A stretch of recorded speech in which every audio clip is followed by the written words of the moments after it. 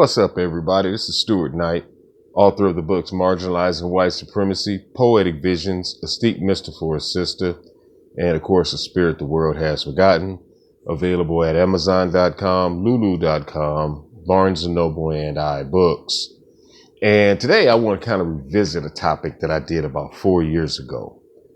A topic concerning, back then it was ADOS, American Descendants of Slavery, and African immigrants, about there not being any divide, and what the notion of ADOS was really about. Well, things have changed since all those years ago. It's still the same concepts and everything, but some names have changed now today, and I fully agree with this designation. It's FBA, Foundational Black Americans.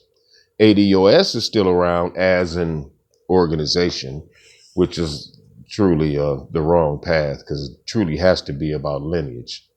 And of course, you have the original designation of DOAS, Descendants of American Slavery. But Foundational Black Americans, or FBA, is really, really the most tangible ideal that should be represented by the concept of Black Americans delineating or separating themselves only not physically or ideologically or genetically, but for the purposes of law from other African immigrants or Caribbean immigrants. And there's a necessity for this. See, this is the point that's really being missed today, because there seems to be a lot of hullabaloo going about, from many of these African immigrants concerning, Black original foundational Black Americans separating themselves culturally from African immigrants. And it's being taken as, people who use the term foundational Black Americans are actually being divisive in some sort of sense. And that's not the case. You see, what's not really clearly understood is that in order to make a substantial case, legal case, for reparations from the American social structure and American government, which practice not only the enslavement of foundational Black Americans, also practice the slave breeding after the abolishment of the slave trade of foundational Black Americans. Not only that, the practice of Jim Crow upon foundational Black Americans. And not only that, the practice of slavery by another name, through corrections, or putting Black men in jail to be a convict leasing program. That's the name. Through convict leasing programs, through sharecropping, through redlining, through many other initiatives that was taken up by the Western ethnic American supremacists to actually annihilate the presence of African foundational Black Americans here within this country. That still goes on to this day in little subversive manners that are really not seen by most. And this is the one thing that brothers and sisters from the Caribbean and the continent need to understand. In order for there to be a strong, legitimate letter of the law case for reparations for foundational Black Americans, there cannot be any kind of clouding of the subject, you see, because if you start to include people that were not enslaved, or whose descendants were not enslaved, by people within the American social order that benefited from the systematic slavery, then the quest for reparations becomes null and void. And I don't know if many of that, the brothers who are clamoring against reparations for Black Americans, foundational Black Americans, know this or not, but If you don't know it, you need to find out. You need to find out that throughout the history of this country and this society, immigration was used as a form to suppress the foundational Black American advancement. It always has been. Even during the times of Jim Crow, many Africans could come from their respective lands, come to America, and would not have to be subjected to the terrors and horrors of the Jim Crow system that was wrought by Western ethnic American supremacists. And that even unto this day, many of the initiatives and many of the benefits that are given to immigrants of this country has the express purposes of marginalizing foundational Black Americans. I hate to say it this way, but to kind of make it a kind of a concise point, that foundational Black Americans are the Frankensteins in which Western ethnic supremacists of this country created through slave breeding, and it was always their intent, even from many of their esteemed academics from the times around emancipation happened, that, the stock of American Negroes would be null and void, or would be non-existent anymore within 25 years from that time. And far exceeded that. We're still going. But that don't mean the efforts to eliminate us has been stopped.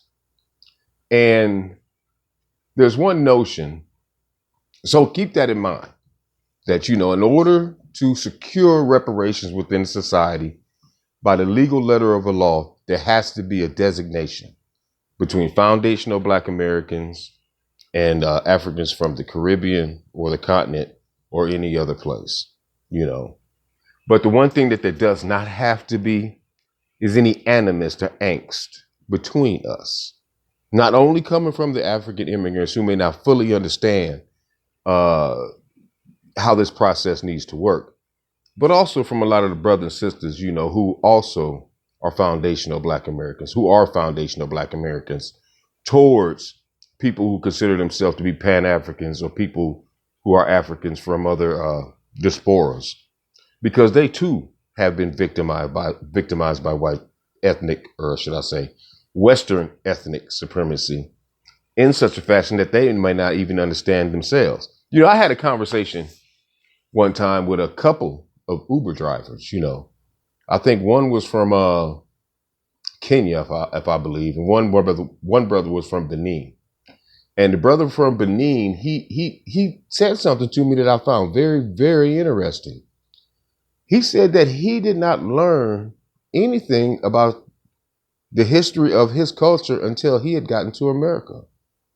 That it was the foundational Black American scholars who had put the information out there that gave him an understanding of his rich cultural heritage. And he clarified to me that the one thing that the colonialists did was they completely and entirely wiped out the history, the ancient history of Africans on the continent. So as that many of the brothers and sisters there today don't even know about their own rich history. And that it was foundational Black Americans who actually did the work and dug up that history for many of these brothers and sisters to be able to begin to understand today. And I was like, well, wow, that could be it. And it's very true. And it's sad too, that a lot of the brothers and sisters from the continent don't even know their own history. And that is what many of the African immigrants, African Caribbean immigrants here within this society can do. Take advantage of the scholarly academics that's been put out there by foundational Black Americans and relearn your culture, your ancient culture. Relearn what Western ethnic colonialism done to you and your people. Take that time to find out from whatever part of the continent you are from, what was done to you by Western ethnic supremacists in its effort to not only colonize you, eliminate your people, but also, as they're doing very well today, taking the resources that can enrich your people. That is where your efforts should go. Instead of, saying that Foundation of Black Americans are xenophobic, find out what happened to you by Western ethnic colonialists. Find out what constructs you brought to the process of civilization over the eons and over the centuries that Western ethnic supremacists have taken from you and bastardized and actually enslaved your people with. A lot of that information that has been brought to the fore by foundational Black American people. Take advantage of that. Utilize that. Learn that. And then pick up your sword of truth, the word, against whatever prospective colonialist that took advantage on your people, that has wrought a lot of the degradation that exists in your continents and in your countries that was brought there by Western ethnic supremacists. Take up that fight to rebuild your cultures and peoples. And then, and only then, once after that has been achieved by the majority of Black people, and I need to separate that, or the majority of people who are African genetically, then can come together and actually be able to, build a union, a so-called Pan-Africanist union. Only with those kind of efforts to where we learn what was done to us and then we turn our initiatives toward correcting those wrongs, can there be some form of Pan-Africanism. But also, foundational Black American brothers and sisters, we also got to look at some of the ill thought processes that we have about not only ourselves and African brothers and sisters that were taught to us by Western ethnic supremacy, like the African booty scratcher thing or that crack, that a lot of the brothers and sisters from the continent, have a problem with. Yeah, I understand that and all, because, we too were influenced by the Western ethnic supremacists to hate ourselves, to hate our beautiful Black skin tone.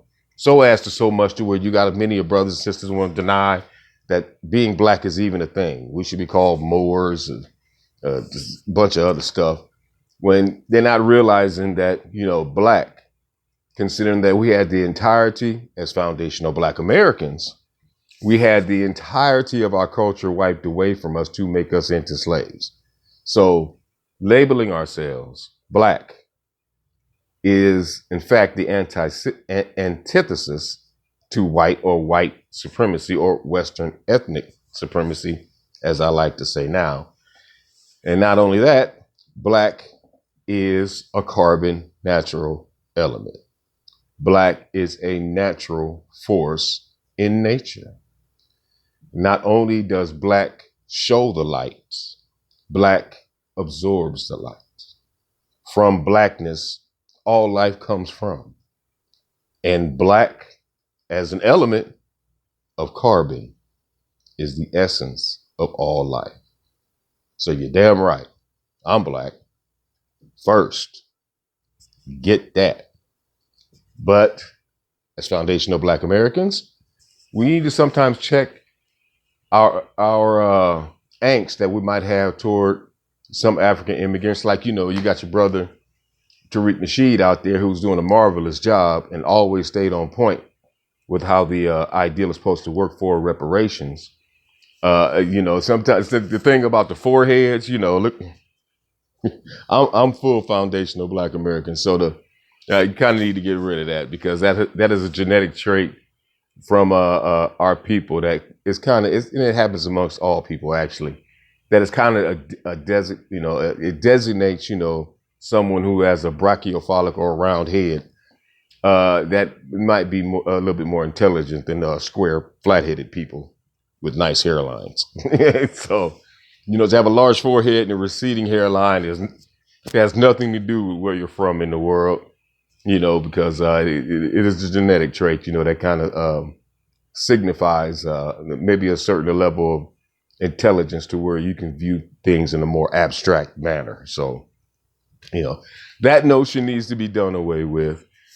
And any kind of notion from brothers and sisters who are automatically, if you see somebody who is an immigrant, African immigrant, that, they're a tether or something, if they haven't shown themselves to be contrary to the advancement of foundational Black Americans, then don't, put that designation on them unjustly and unwarrantedly. But sadly, too many of our people have been taught to think with their emotions and then latch on to mantras, that in a sense makes them feel good and allows them to not look at their own shortcomings, and they become, vehement and virulent and, and espousing certain narratives that are, not only destructive to the mass of the ideal, but self-destructive in themselves, because it keeps them angry, it keeps them, instead of directing that angst and that anger, or toward solving issues and problems within their own life, they get to put it off on somebody else like they're the problem in them. That, that has to be done away with. That has to go. As far as, this effort to delineate ourselves from, the African Caribbeans and African immigrants from the continent for the express purposes of the color of the law and the letter of the law in the fight for reparations from Western ethnic supremacists of America who capitalized off of our backs. And brother FBA, like I seen a video, I want to get this in here because this kind of goes to the core of it. I seen a video brother Shannon Sharp did with Francis Ngannou. And Francis Ngannou's story is, oh man, it's a story for superheroes. To where that man, he went through all that, and man, he's a champion. And today he's just as humble and just in a sense has a humor of a child. Beautiful. He's a classic example of what a man, or what an African Black man should be. He, in my opinion, he is the exact representation of power, the power of knowledge of self, and the power of loving yourself as a Black person. What that power can represent. But Shannon Sharp, when Ngannou was telling his story, about how in his culture, which was originally our culture, kind of still is to a degree, if a woman or his brother died and he had a wife and they had many kids, how one of his brothers would have to step up and actually replace him, his brother, or one of the uncles would have to step up and replace the brother to keep the continuance of the family lineage and genetics going.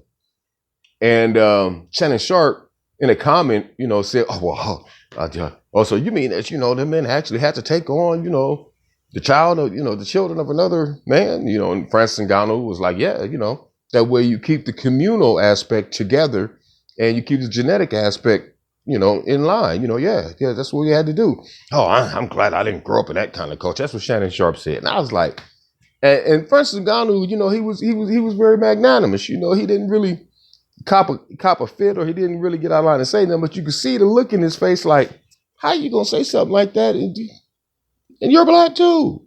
That was formerly your culture till white folks told you something totally different, I mean, maybe I can understand how that notion is going around today. You don't want to take on single mothers, but, I get all that because the mindset is totally different. But if you want to keep your cultural and genetic lineage and family name and history intact for eons into the future, some of those things are going to have to be done, in order to maintain that. And then I get what Francis Ngannou was saying, but just the blatant disrespect of his culture by somebody who was, a foundational Black American, just because you didn't know. And that's a knock on some foundational Black Americans, is that you should know. You should know some of the ancient historical traits and characteristics of African cultures before you demonize them, and understand that their purposes and what the purpose of those practices was for, to maintain the lineage and legacy of the people. You see, we have to relearn that so as we won't be, intermixed into oblivion by Western ethnic supremacist rhetoric that you're seeing today happen, where you got, black people who will say, oh, black is so strong, you can't be intermixed out and you can't be phased out and all this nonsense, and don't know that you can be. You may not be phenotypically black, and that's what Western ethnic supremacists want, as long as they ain't got to look at you and see blackness and automatically develop an angst and a desire to actually kill you. They really desire that. So we got to learn some things, brothers and sisters. But remember, if you're FBA, you're foundational Black American, wear it with honor. Don't demonize your brothers and sisters from the continent and Caribbean unless they earn it. And learn more about, the cultural heritage of African brothers and sisters and those people who are from the continent and from Caribbean. Learn more of your history. Don't be afraid to learn what Western ethnic supremacists have done to you in the name of colonialism and in some aspects slavery to destroy you as a people, so that way you can form legal ways to gain remedies from those Western ethnic supremacist groups that violated your people. And if you get that right, and don't spend so much energy trying to fight foundational Black Americans, we can develop a Pan-Africanist union that would really be effective in righting some of the wrongs that have been done to us as a people, and actually rebuilding our civilizations and cultures in a more powerful aspect to end some of the ills that we suffer across the board, whether it be in Africa or whether it be in the ghettos of America. We can bring an end to these ills that we suffer from due to colonialism and Western ethnic supremacy within the confines of the American borders. Those bad things that have really been, and bad traits that we still carry as a people. We can put an end to that. Maybe long after I'm gone, but we can start on the road today for sure. It has to be done, so once again, hopefully I got my point across that time. Once again, this is Stuart Knight, author of the books Marginalizing White Supremacy, Poetic Visions, A Steep Mister for a Sister, and A World the Spirit Has Forgotten, and the Spirit the World Has Forgotten. Jesus Christ. Be one. Peace.